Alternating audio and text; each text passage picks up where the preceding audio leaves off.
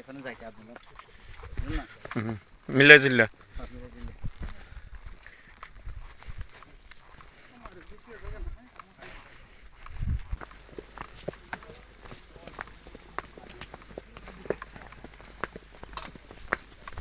আচ্ছা এই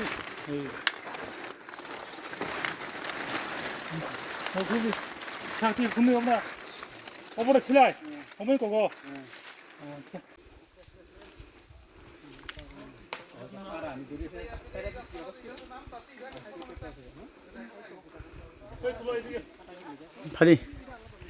বর্মা ওনার স্বামীর কাছ থেকে একটা রেকর্ডেড কমপ্লেন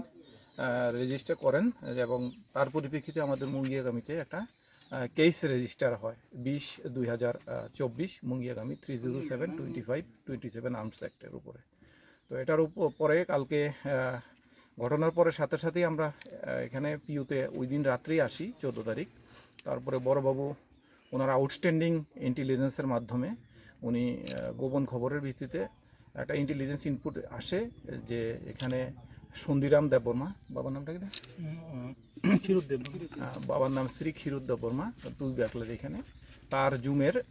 ভেতরেই ঘটনাটা হয়েছে এবং সন্দিরাম দেববর্মা এই ঘটনাটাতে জড়িত। অ্যাকর্ডিংলি আমাদের ইন্টেলিজেন্স ইনপুটস এবং এভিডেন্সের উপরে তখন সন্দিরাম দেববর্মাকে আমরা আটক করি এবং আটক করে তাকে আমরা ইন্টারোগেশন করি। ইন্টারোগেশনে সে স্বীকার করে যে তার জুমে প্রতি বছরই তার জুমের ভেতরে বিভিন্ন এলাকার মানুষ এসে রাতের বেলা, সন্ধ্যার সময়, দিনের বেলা বিভিন্ন সময় তার জুমের যে কষ্টার্জিত ফসল চুরি করে নিয়ে যায়। তো 14 তারিখও সে এরকমভাবেই পাহারা দিচ্ছিল এবং তখন এই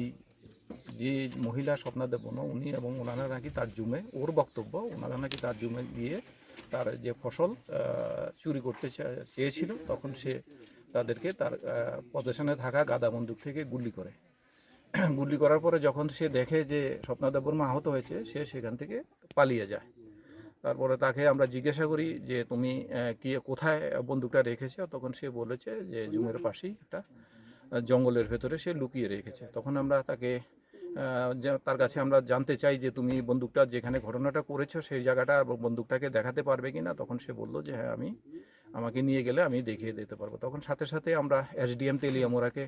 রিকুইজিশন দিয়েছে বড়বাবু যে একজন এক্সিকিউটিভ ম্যাজিস্ট্রেটকে নিযুক্ত করার জন্য এবং পাশাপাশি বড়বাবু মুঙ্গিয়াগামী ব্লকের বিডিওকে রিকুইজিশন দিয়েছে 2 জন ইন্ডিপেন্ডেন্ট উইটনেস ব্লকের থেকে দেওয়ার জন্য। তো তখন ওনারা আসে, ওনাদের সামনে তাকে পুনরায় ইন্টারোগেশন করা হয় এবং তার ডিসক্লোজার স্টেটমেন্ট রেকর্ড করা হয় এবং সম্পূর্ণ তার ডিসক্লোজার স্টেটমেন্টটা এক্সিকিউটিভ ম্যাজিস্ট্রেট অঞ্জন দাস